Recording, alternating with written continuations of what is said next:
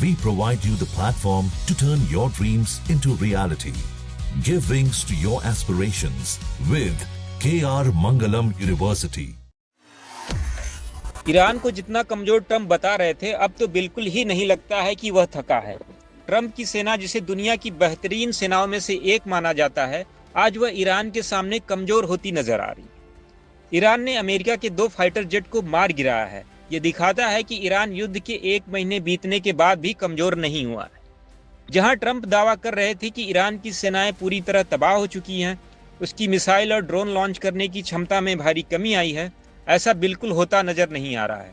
अब Iran America के बेहतरीन विमानों को गिराकर दुनिया के सामने उसका ही मजाक बनाकर रख दिया है।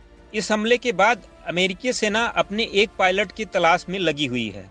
आखिर कैसे ईरान ने अमेरिका के टॉप फाइटर जेट को मार गिराया है, उसके पास ऐसा कौन सा सैन्य हथियार है, इसके बारे में हम आपको इस वीडियो में विस्तार से बताने वाले। पहली बार एक साथ 2 विमान तबाह। F-15 और A-10 विमान का गिरना अमेरिका के लिए निराशा भरा है, जो पिछले 20 से अधिक सालों में नहीं हुआ। अमेरिकी अधिकारियों ने पुष्टि की कि 2 अप्रैल को उसका एक F-15E विमान ईरान ने मार गिराया है। इस घटना में फाइटर जेट में सवार एक पायलट को बचा लिया गया, जबकि अभी एक लापता है और उसकी तलाश जारी है। वहीं ईरानी सरकारी मीडिया ने यह भी बताया कि उसकी वायुसेना की चपेट में आने के बाद एक और अमेरिकी विमान A-10 भी दुर्घटनाग्रस्त हो गया है। आखिरी बार 2003 में हुई थी ऐसी घटना। 2003 में इराक युद्ध में A-10 थंडरबोल्ट 2 के गिरने के बाद अब अमेरिकी लड़ाकू विमान गिराए जाने की यह पहली घटना है। दशकों बाद अब किसी देश ने अमेरिकी वायुसेना को ऐसी सीधी चुनौती दी है। पिछले 20 सालों में अमेरिकी वायुसेना पर कोई हथियार अब तक हावी नहीं हुआ था। अमेरिका के पूर्व वायुसेना ब्रिगेडियर जनरल ह्यूस्टन कैंटवेल के अनुसार हाल के दशकों में ऐसी घटना होना अमेरिका को आश्चर्य में डाल देती है।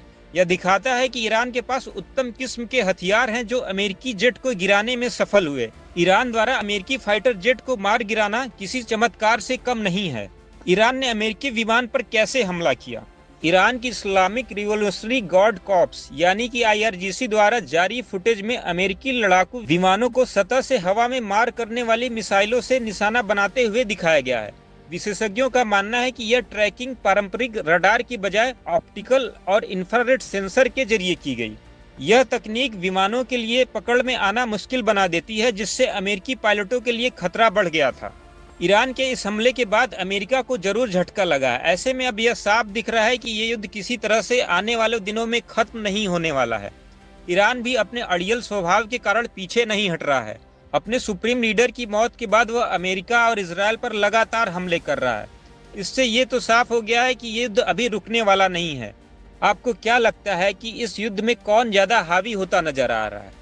अपने विचार हमें कमेंट सेक्शन में जरूर बताएं और ऐसी ही महत्वपूर्ण जानकारी के लिए देखते रहें दैनिक जागरण।